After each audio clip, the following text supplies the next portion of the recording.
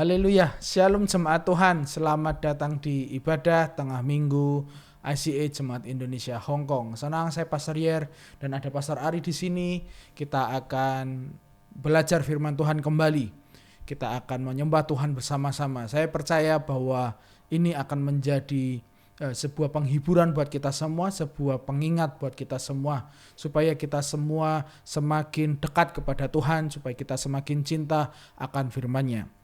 Hari ini kita akan belajar menjadi orang Kristen yang kuat. Di tengah pandemi seperti ini kita perlu menjadi kuat. Di tengah begitu banyak kesulitan kita terus harus kuat supaya kita tidak pernah meninggalkan Yesus ataupun bahkan kita akan melakukan hal-hal yang kurang baik di tengah-tengah hal yang sulit kali hari-hari ini. Sebelumnya kita akan membuka ibadah kita bersama-sama dengan doa dan lalu kita akan memuji Tuhan bersama-sama. Kami datang kepada Tuhan, pada saat ini Tuhan mengucap syukur buat semua apa yang Tuhan sudah kerjakan dalam hidup kami Tuhan. Tuhan, kami ucap syukur karena Engkau begitu baik. Kami mau belajar Tuhan dari firman-Mu, kami mau memuji Engkau Tuhan. Biarlah setiap firman Tuhan yang kami pelajari ini Tuhan, bukan hanya sebuah informasi Tuhan, tetapi sebuah pewahyuan yang kami dapatkan dari Engkau Tuhan. Terima kasih ya Bapa, di dalam nama Yesus. Haleluya. Amin. Amin.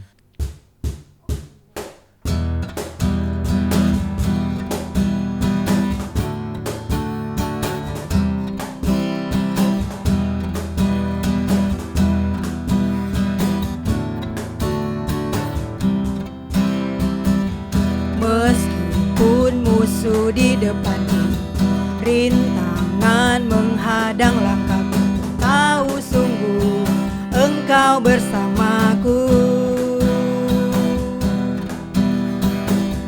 Beribu rebah di kiriku, berlaksa di sisi kananku, ku tahu janji-Mu Engkau bersamaku. Takkan pernah goyah keyakinanku pada diri-Mu, Yesus Tuhanku. Tiada yang seperti diri-Mu. Kaulah kuatku, kebanggaanku, gunung batu dan keselamatanku. Kuat tangan-Mu, perlindunganku. Kaulah Allah, sumber kemenanganku.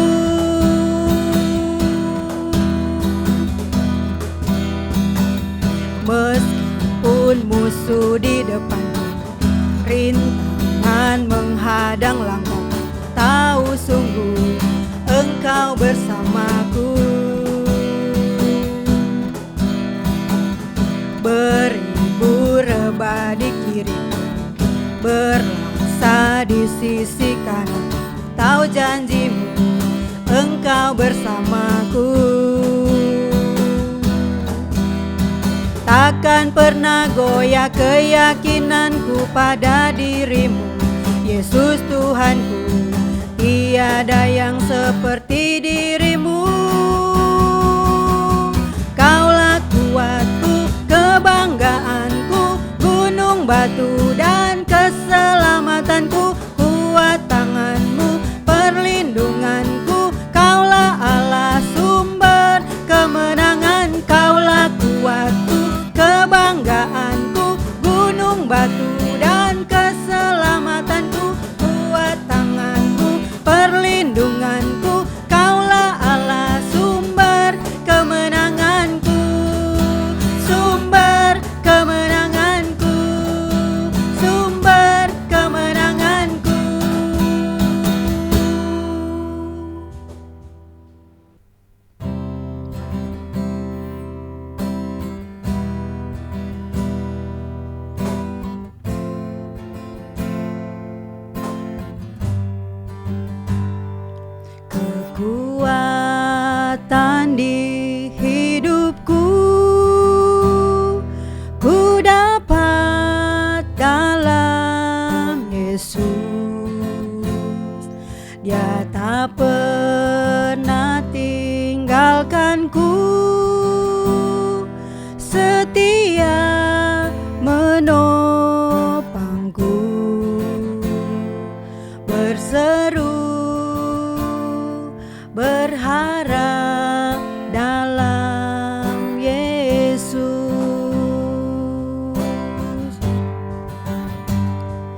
Kekuatan di hidupku ku dapat dalam Yesus. Dia tak pernah tinggalkanku, setia menopangku, berseru berharap dalam Yesus. Ajaib Kau Tuhan, penuh kuasa, sanggup pulihkan keadaanku. Dalam tangan-Mu seluruh hidupku tak akan goyah selamanya.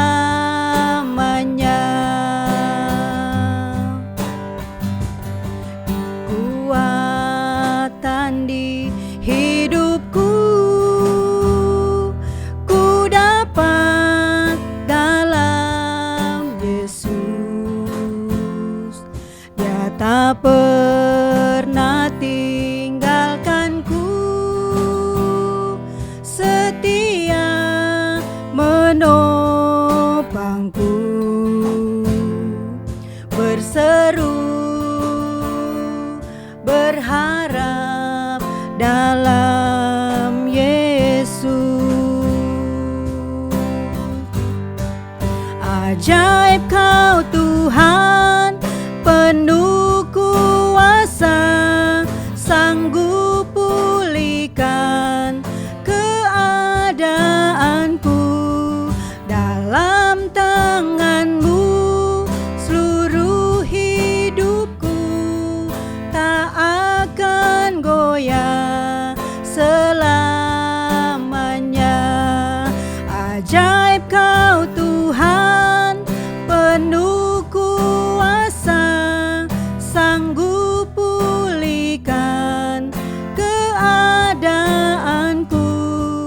Dalam tangan-Mu seluruh hidupku tak akan goyah selamanya, tak akan goyah selamanya, tak akan goyah selamanya.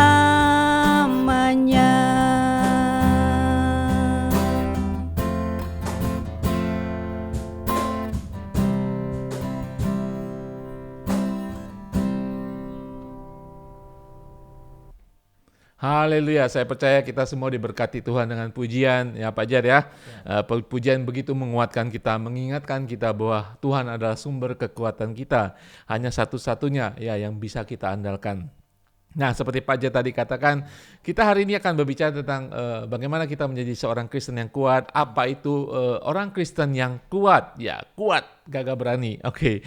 Tetapi kita berbicara tentang spiritual ya, kekuatan roh kita. Amin. Nah, Pak Jar, ya kita sering mendengar orang berkata ya Pak Jar ya, oh dia orang Kristen yang kuat ya, dia orang Kristen yang tahan banting ya, orang yang Kristen yang luar biasa. Nah, kadang-kadang kita ingin seperti itu Pak Jar ya, seperti orang Kristen yang kuat.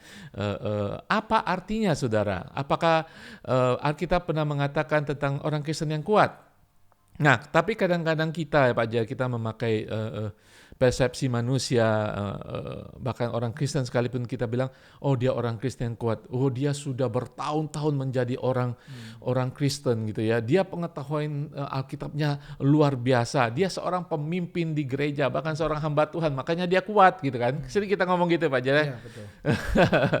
Ya, tetapi Alkitab tidak pernah mengatakan kalau pengetahuan kita tentang Tuhan banyak berarti kita kuat. Ya, kalau kita pemimpin berarti kita kuat. Tidak, saudara ya. Kalau itu definisi kekuatan seorang Kristen salah, saudara ya. Karena kita tahu ya, Banyak pemimpin, banyak hamba Tuhan juga tidak kuat dan jatuh. Saudara, saya pernah dalam posisi itu ya. Mungkin saya kira saya kuat, orang mengira saya kuat, tetapi tetap saja saya akan pernah jatuh dalam kehidupan saya ya. Jadi bagaimana kita bisa mendefinisikan sebagai orang Kristen yang kuat? Saudara, perhatikan ayat-ayat ini ya, firman Tuhan mengatakan. Di dalam Efesus 6:10 mengatakan, akhirnya hendaklah kamu kuat di dalam Tuhan, di dalam kekuatan kuasanya. 2 Korintus 12:9 Paulus mengatakan, aku mengasihi engkau itu sudah cukup untukmu, sebab kuasaku justru paling kuat kalau kau dalam keadaan lemah. Ini terjemahan lain ya. 2 Korintus 12 ayat 10 mengatakan, karena itu aku senang dan rela di dalam kelemahan, di dalam siksaan, di dalam kesukaran, di dalam penganiayaan dan kesesakan oleh karena Kristus. Sebab jika aku lemah, maka aku kuat. Nah, firman Tuhan mengatakan kita menjadi kuat kadang-kadang melalui proses yang tidak mengenakan. Mazmur 28:7 mengatakan, Tuhan adalah kekuatan dan perisaiku, kepadanya lah hatiku percaya. Yohanes 15:5 mengatakan, akulah pokok anggur dan kamulah ranting-rantingnya. Barang siapa tinggal di dalam aku dan aku tinggal di dalam dia, ia akan berbuah banyak, sebab di luar aku kamu tidak bisa berbuat apa-apa, alias lemah. Nah, ini ayat-ayat mungkin saudara bisa menemukan berbicara tentang kekuatan kita sebagai murid Tuhan, sebagai orang percaya. Tidak pernah dikatakan kita menjadi hamba Tuhan, pendeta menjadi kuat, tidak. Ya, tetapi kalau saudara bisa melihat garis benang merahnya bahwa kita tergantung kepada Tuhan, kita menjadi kuat. Amin, saudara. Jadi ukuran orang Kristen menjadi kuat itu bukan juga karena pengalaman saya ya Pak Jar ya. Tidak. Ya, pengalaman kita hari ini apakah kita masih bergantung kepada Tuhan, kepada Yesus atau enggak, itu akan menentukan kita menjadi orang kuat atau tidak. Ya. Paulus mengatakan dengan luar biasa di dalam 2 Galatia 20, namun aku hidup, tetapi bukan lagi aku sendiri yang hidup, melainkan Kristus yang hidup di dalam aku, dan hidupku yang kuhidupi sekarang di dalam daging adalah hidup oleh iman dalam Anak Allah yang telah mengasihi dan menyerahkan dirinya untuk aku.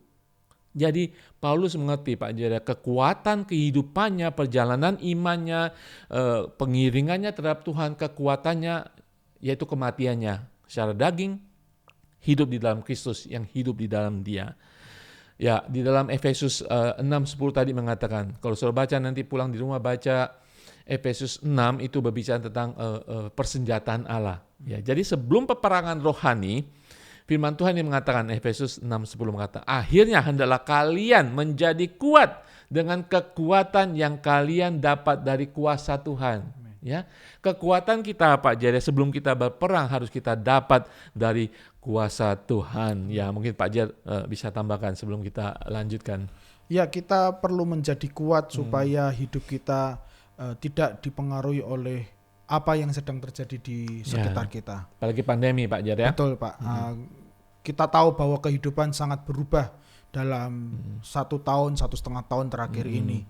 Kita mendengar begitu banyak berita-berita negatif. Kita menerima apa istilahnya, broadcast pesan di WhatsApp yang entah benar atau salah.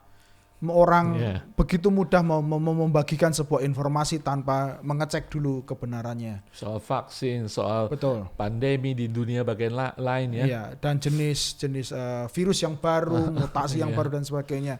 Begitu banyak informasi sekarang yang bisa saja melemahkan iman kita, membuat kita takut, khawatir, dan bisa membuat mungkin ekonomi kita, kesehatan kita terganggu. Jadi kita membutuhkan sebuah kekuatan yang dari Tuhan, Pak. Ya betul ya. Saya ingat Pak Jar pernah berkhotbah tentang kita punya seri tentang pohon ya. Pak Jar waktu itu bawakan tentang jenis pohon oak. Ya. Pak Jar waktu itu jelaskan bahwa pohon oak itu bisa umurnya berapa tahun untuk Pak Jar? Sekitar 50-an tahun. Ya, 50-an sampai 100 tahun Saudara. Dan pohonnya begitu rindang. Ketika dia sudah begitu rindang, sudah dewasa pohon itu, dia tahan segala cuaca. Tetapi kita tahu ya, pohon oak itu untuk menjadi besar dan rindang dan tahan cuaca pada saat itu, dia harus tumbuh pelan-lahan, menanggung segala musim demi musim, hujan, dingin, angin Saudara. Yang membuat dia kuat. Kenapa? Karena akarnya tertanam di bawah. Akarnya masuk ke dalam tanah, sampai mungkin ke dasar tanah, bedrock mungkin ya. Itulah saudara, kekuatan kita harus tertanam di dalam Kristus. Nah, saudara, sebelum kita melanjutkan pembicaraan kita, mungkin Pak Jer bisa kasih contoh tokoh-tokoh Alkitab mana sih yang paling kuat, bukan secara fisik ya, bahkan secara fisik kuat, mesti Samson ya, Samson gitu ya, kuat fisiknya tetapi lemah juga, jatuh juga. Betul. Setiap tokoh Alkitab ada kelemahan ya, ketika mereka lemah Tuhan menolong, kekuatan Tuhan begitu nyata dalam kehidupan mereka. Contohnya siapa Pak Jer, misalnya Pak Jer pernah ingat? Yang cukup terkenal dan paling terkenal menurut saya adalah Yusuf.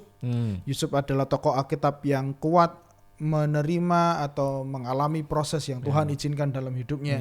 Dia tahu bahwa dia mendapat mimpi dari Tuhan, tetapi kok mimpi ini kok sepertinya jauh sekali karena hari demi hari, waktu ke waktu mimpi itu belum datang. Lalu Paulus juga di tengah pelayanannya yang luar biasa, dia tidak pernah setengah-setengah. Pun begitu dia harus mengalami karam kapal, dilempari batu, dipukuli. Paulus mencatatnya, tapi dia tidak menjadi lemah. Dia tetap kuat melayani Tuhan dan tidak sama sekali ada rasa pikiran untuk berhenti dan tidak melanjutkan lagi pelayanannya. Jadi Paulus dan Yusuf adalah orang-orang yang cukup kuat dan sangat kuat secara rohani menerima semua apa yang Tuhan izinkan dalam hidup mereka. Kalau saya bisa analogikan cerita Paulus dan Yusuf, saudara ya, seperti Paulus sudah menerima mimpi, Yusuf sudah menerima mimpi, Paulus sudah melihat Tuhan membuka langit surga. Ya, itu berarti saudara, ketika saudara menjadi orang Kristen, identitas saudara sudah ada. Oh, saya orang percaya, saya sudah diselamatkan darah Tuhan. Seperti Paulus dan Yusuf, mereka ditindas seperti saudara dan saya. Mungkin saat ini kita difitnah, ya kan? Kita dianiaya, mungkin kita dicuekin, ya kan? Kita disingkirkan dari komunitas tertentu. Itu seperti mereka yang kadang-kadang membuat kita lemah, ya kan Pak Jer ya? Kita patah hati. Tetapi ingat kembali, Tuhan sumber kekuatan kita. Amin. Kalau setiap tokoh Alkitab bisa bertahan karena Tuhan memanggil mereka untuk tujuan Tuhan pada saat itu, Tuhan memanggil saudara untuk tujuan hidup saudara sebagai umat percaya, Tuhan akan beserta saudara, memberikan kekuatan, ya. Sebelum Pak Jer nanti membahas tentang bagaimana secara praktikal kebiasaan kita untuk kita kembangkan, untuk kita menjadi kuat, ya, supaya kita tidak menjadi lemah dan turun-turun dan semakin jatuh. Filipi 4 ayat 13 mengatakan, dengan kuasa yang diberikan Kristus kepada saya mempunyai kekuatan untuk menghadapi segala rupa keadaan. Amin. Segala rupa keadaan saudara hadapi di dalam kekuatan Kristus akan menguatkan saudara. Tetapi di pihak kita sendiri, ya, kita nggak bisa ongkang-ongkang kaki, Pak Jer. Saya kuat, Tuhan saya kuat. Tetapi ada dari pihak kita, mungkin ada kebiasaan buruk kita, ya, yang kita lakukan yang mempengaruhi kita. Perbaiki kebiasaan kita.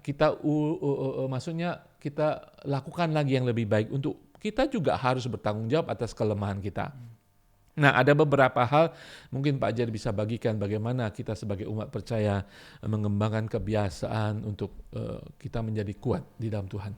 Ya, kalau kita mau supaya kehidupan kekristenan kita, supaya kita menjadi anak-anak Tuhan yang kuat, ada yang harus menjadi bagian kita yang harus kita kerjakan.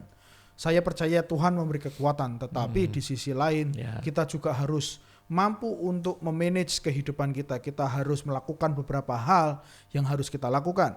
Yang pertama, sebagaimana tubuh kuat diberi makan, begitu juga roh kita, kerohanian kita. Kita perlu memberikan makanan rohani buat hidup kita. Kita tidak boleh hanya makan makanan untuk jasmani kita. Mungkin kita cukup teratur makan makanan jasmani maupun tidak teratur karena terlalu sibuk pekerjaan. Tetapi di sisi lain adalah mutlak bagi kita untuk memberikan makanan bagi kerohanian kita.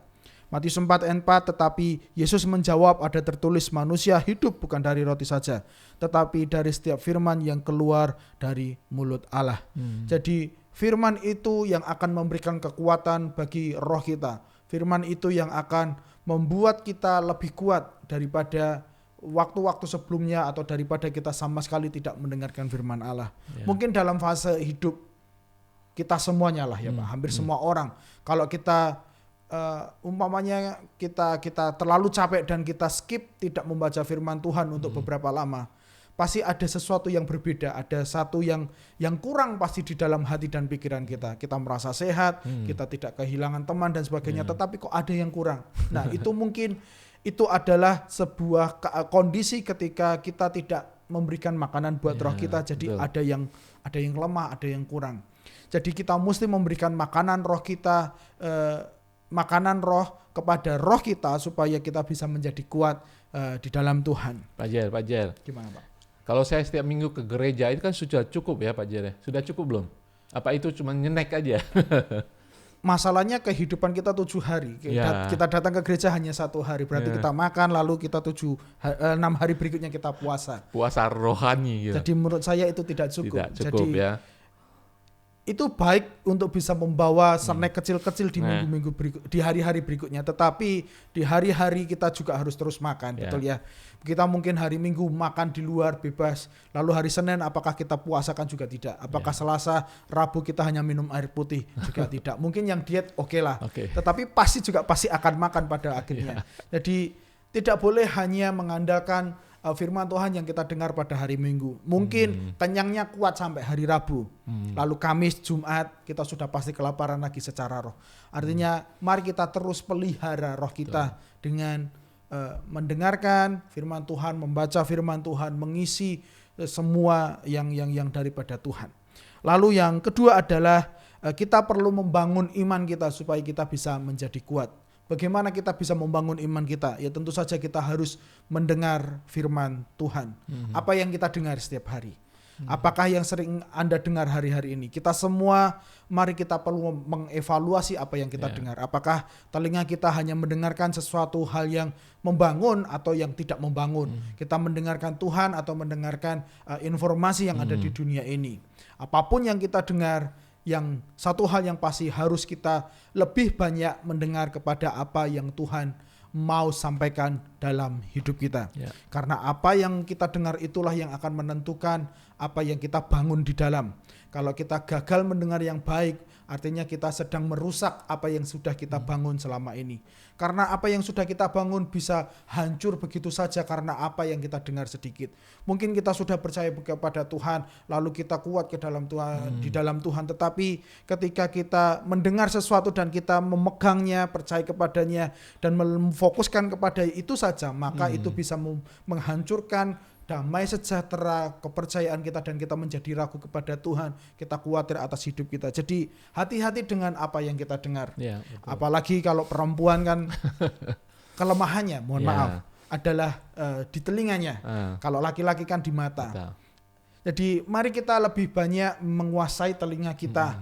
Jadi kita bandingkan manakah yang lebih banyak kita dengar, itu juga yang harus kita perhatikan supaya roh kita tetap kuat. Ya, Pak Jer, iman itu tanggung jawab kita, bukan tanggung jawab Tuhan, bukan tanggung jawab suami, istri, bukan tanggung jawab pendeta, saudara. Iman itu tanggung jawab setiap pribadi. Saudara harus membangun iman, saudara. Ya, betul. Saya tidak bisa membangun iman Pak Ari somehow, tetapi saya juga harus bertanggung jawab atas iman saya. Karena hanya diri kita lah yang bisa membuat sebuah pembangunan itu menjadi terus bekerja. Itu adalah tugas utamanya adalah ada diri kita masing-masing. Saya bisa membangun iman sekitar saya termasuk Pak Ari, tetapi kewajiban sepenuhnya untuk iman tersebut adalah orang itu sendiri atau Pak Ari sendiri.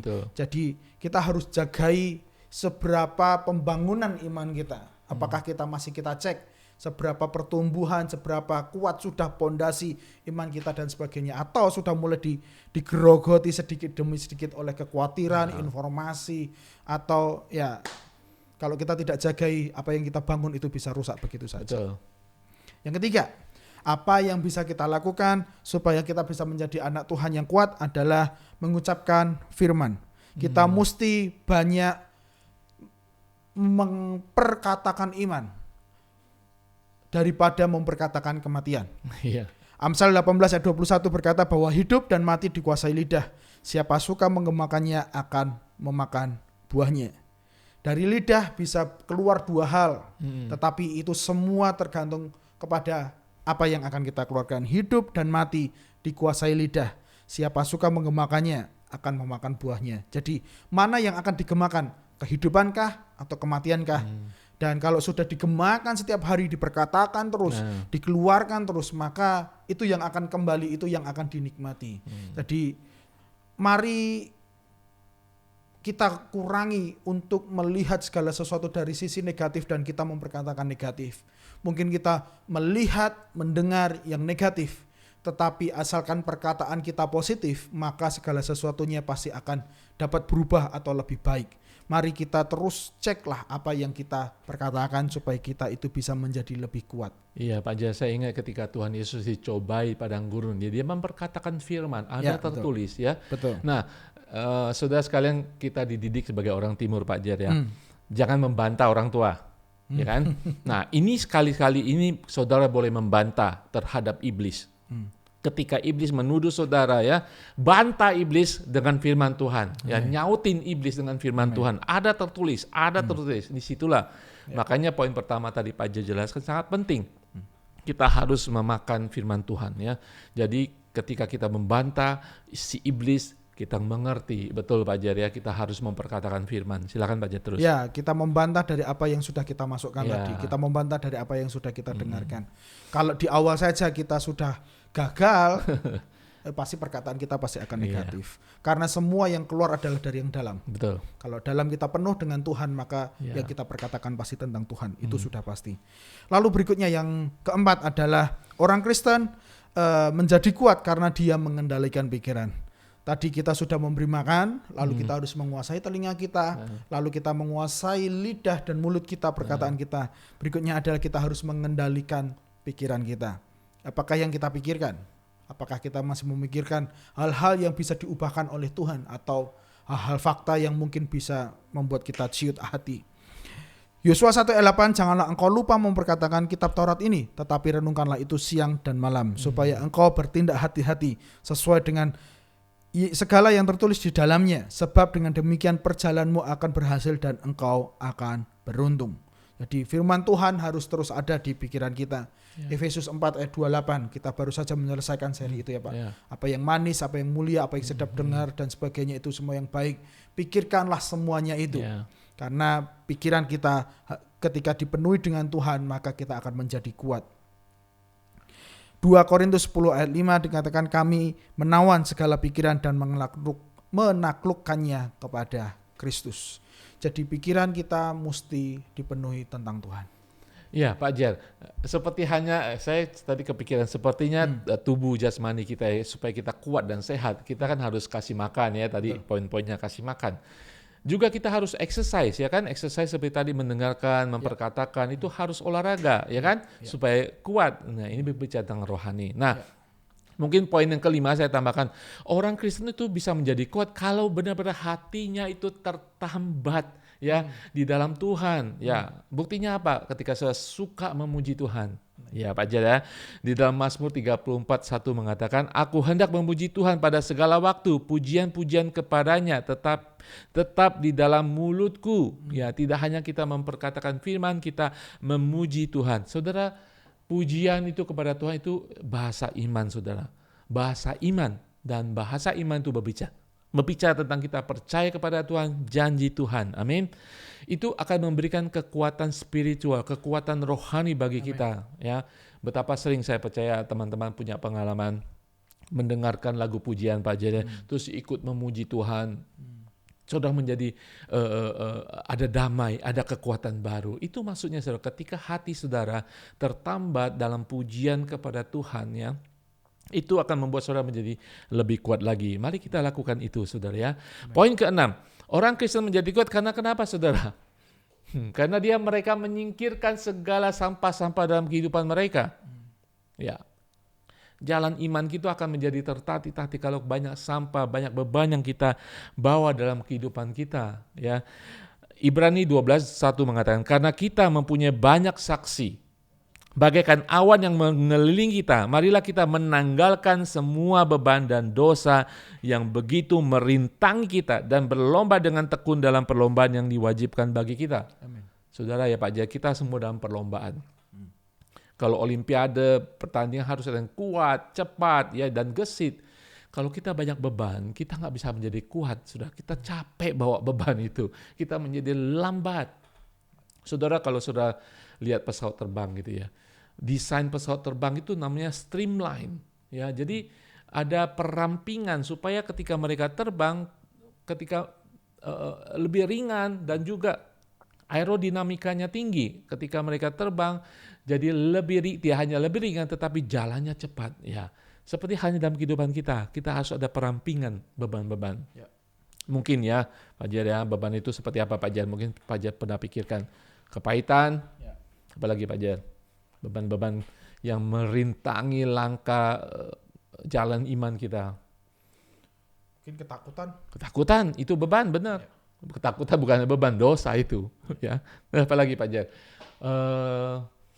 Ya, terlalu memikirkan masa depan, ya, itu menjadi beban dalam kehidupan kita. Ya, terus apa lagi Pak Jar? Kekecewaan, doa tidak dijawab-jawab. Iya, kekecewaan. Datang ke gereja, ternyata ya begitulah, lalu kecewa dan Ya, sebagainya. penolakan gitu ya. Itu sebenarnya ciri-ciri orang Kristen yang lemah ya, sedikit-sedikit merasa ditolak, merasa marah dan dendam. Jangan saudara, lepaskan beban itu ya.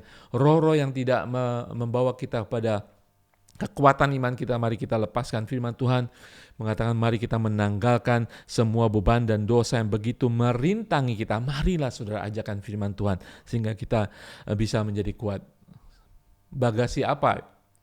Ekses bagasi apa? Kalau saudara punya ekses bagasi naik pesawat, saudara akan didenda, harus bayar. Ya, nggak enak kan? Ya, kita harus membuang ekses bagasi yang tidak perlu, jangan kita bawa dalam kehidupan kita. Itu akan menyeret kita, membuat kita tertati-tati, membuat kita menjadi lemah. Kita ingin seperti burung Raja Wali terbang tinggi. Amin, saudara. Ya, saudara, sebelum kita tutup, mungkin Pak Jar akan tambahkan beberapa, mungkin ada pemikiran lain. Ya, saya mendorong kita semuanya bisa menjadi lebih kuat. Ya. Mungkin Anda bisa ceritakan di kolom komentar bagaimana kekuatan Tuhan atau bagaimana keadaan Anda saat ini. Mungkin Anda diingatkan untuk menjadi kuat kembali, atau Anda diingatkan untuk mengubah beberapa lifestyle, gaya hidup supaya bisa menjadi anak-anak Tuhan. Bisa ceritakan dan kita akan bisa doakan bersama-sama nanti. Iya, saya tutup dengan satu cerita. Saudara, cerita perjanjian lama, ada hamba Tuhan namanya Kaleb. Ya, Kaleb dan Joshua adalah dua pengintai yang kembali dan melaporkan hal-hal yang positif kepada Musa. Nah, ketika Musa sudah meninggal, Joshua masuk, di bawah pimpinan Joshua masuk ke tanah perjanjian. Kaleb orang kedua ya, dia mengiringi Joshua dengan setia pada umur 40 tahun. Dia tahu janji Tuhan. Dan ketika umur 80 tahun dia katakan kepada Kaleb, aku masih kuat seperti ketika saya 40 tahun. Kenapa? Di dalam Joshua 14:10 mengatakan, jadi sekarang 80 tahun sudah, sesungguhnya Tuhan telah memelihara hidupku seperti yang dijanjikannya. Kaleb katakan, kasih saya gunung itu, hak waris saya akan kalahkan musuh-musuh, raksasa sekalipun. Saudara, ketika Tuhan memelihara kehidupan saudara, ada kekuatan yang mengalir. Jangan pernah takut. Jangan pernah mau dituduh menjadi lemah oleh si iblis, saudara. Tuhan memelihara kehidupan saudara. Amin. Saya akan berdoa untuk kita semuanya. Mari kita boleh belajar dengan apa yang kita bahas, langkah-langkah praktikal ya untuk kita menjadi kuat di dalam Tuhan. Amin. Bapa di surga, terima kasih Tuhan untuk firman-Mu Tuhan. Hari ini Tuhan, pada masa pandemi Tuhan, pada masa di tengah-tengah pergumulan kehidupan, kami ingin menjadi orang percaya yang kuat Tuhan. Kami tidak mau menjadi lemah, kami tidak mau menjadi orang yang terpencil, terbuang dalam kehidupan kami Tuhan. Kami mau menjadi kuat. Kami tahu Tuhan, kekuatan kami bukan tentang diri kami, tentang bagaimana hari ini, saat ini kami hidup di dalam Tuhan dan membiarkan Tuhan Yesus memberikan kekuatan bagi kami. Bagaimana kami menjadi kuat karena Yesus kuat dalam kehidupan kami. Haleluya Tuhan. Roh Kudus, ingatkan kami bahwa ada Tuhan dalam kehidupan kami. Ingatkan bahwa harus ada hal yang harus kami lakukan Tuhan untuk bertanggung jawab dengan iman kami, untuk memberi makan rohani kami Tuhan, untuk membuang segala bagasi-bagasi yang tidak perlu dalam kehidupan kami, untuk kami menjadi kuat di dalam Engkau Tuhan. Terima kasih. Berkati setiap jemaat-Mu Tuhan, apapun keadaan mereka Tuhan, kuatkan mereka Tuhan. Buang segala ketakutan dan kekhawatiran Tuhan, kuatkan roh mereka Tuhan, di dalam nama Tuhan Yesus. Haleluya. Amin.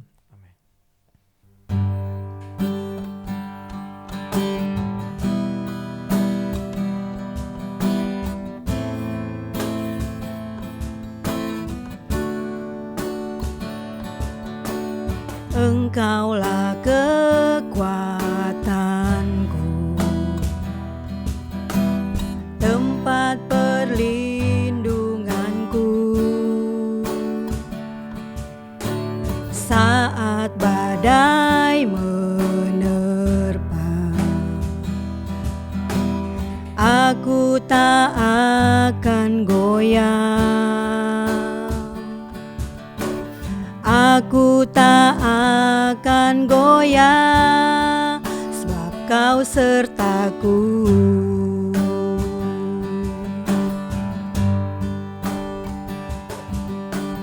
Engkaulah kekuatanku, tempat perlindunganku, saat badai menerpa. Aku tak akan goyah. Aku tak akan goyah, sebab Kau sertaku. Sejauh langit dari bumi, begitu besarnya kasih-Mu. Penuhi hati kami yang rindu menyembah-Mu, Yesus. Sejauh langit dari bumi, begitu besarnya kasih-Mu. Kaulah Tuhan, kekuatanku, sukacitaku.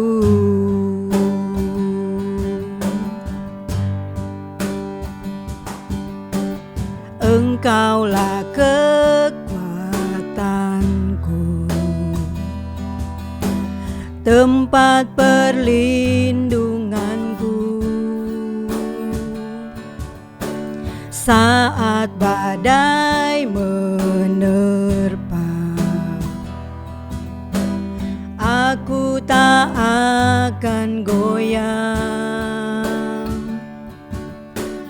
Aku tak akan goyah, sebab Kau sertaku. Sejauh langit dari bumi, begitu besarnya kasih-Mu. Penuhi hati kami yang rindu menyembah-Mu, Yesus. Sejauh langit dari bumi, begitu besarnya kasih-Mu. Kaulah Tuhan, kekuatanku, sukacitaku.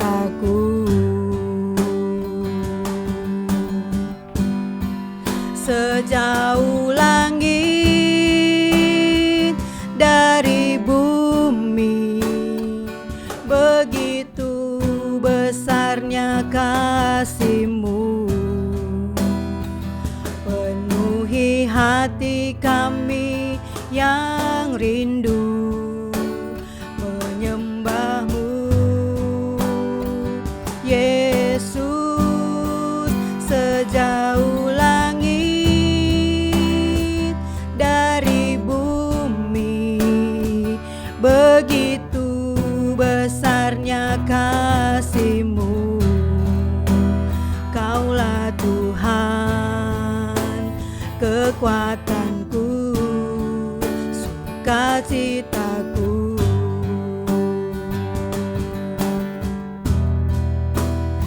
Kaulah Tuhan, kekuatanku, sukacitaku.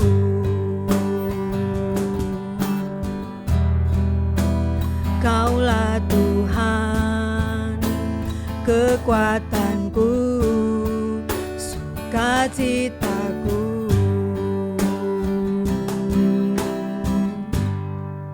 Saat ini kita akan menaikkan doa syafaat kita bersama-sama. Kita akan berdoa buat beberapa teman kita yang perlu didoakan. Ada satu anggota jemaat yang baru saja melewati sebuah proses tindakan medis. Dia punya sakit usus buntu dan dia dioperasi lalu sedang dalam masa pemulihan. Kita berdoa supaya Tuhan memberkati tubuhnya, Tuhan yang akan memulihkan tubuhnya segera dan dia menjadi sehat kembali.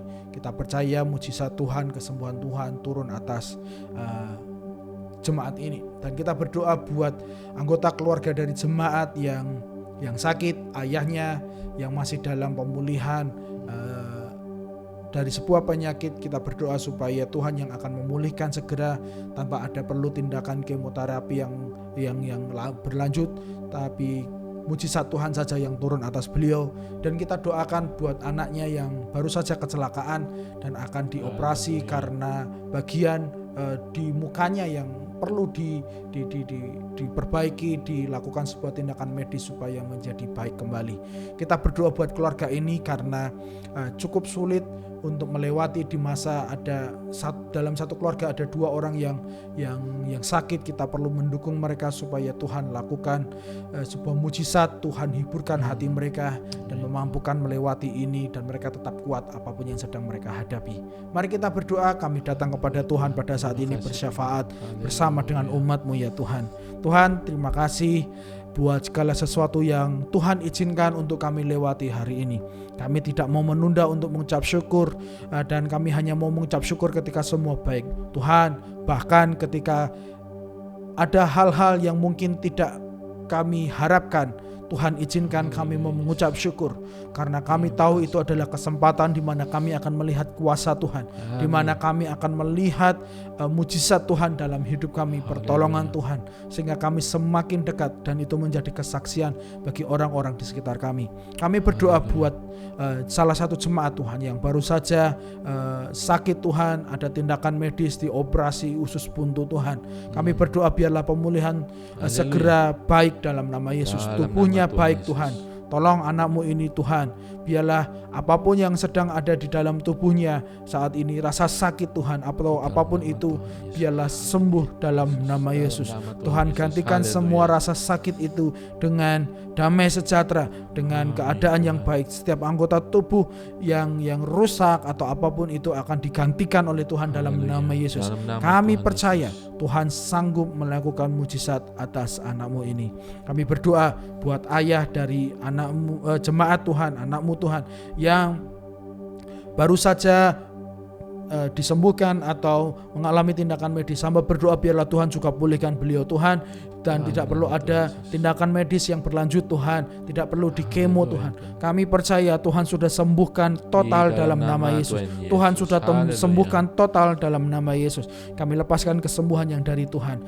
Anaknya Tuhan juga yang baru saja dioperasi, yang baru saja kecelakaan dan perlu dioperasi. Kami berdoa Tuhan di dalam nama Yesus, biarlah proses kesembuhan, biarlah proses operasi semua berjalan dengan lancar. Tuhan yang akan memberikan hikmat, kemampuan pada dokter Tuhan untuk mengerjakan segala sesuatunya, dan pemulihan di hari-hari berikutnya setelah operasi ini juga kami serahkan dalam tangan Tuhan. Biarlah Tuhan yang akan membuat anak-Mu ini segera sehat sembuh kembali dalam nama Yesus. Kami berdoa buat kecukupan Tuhan.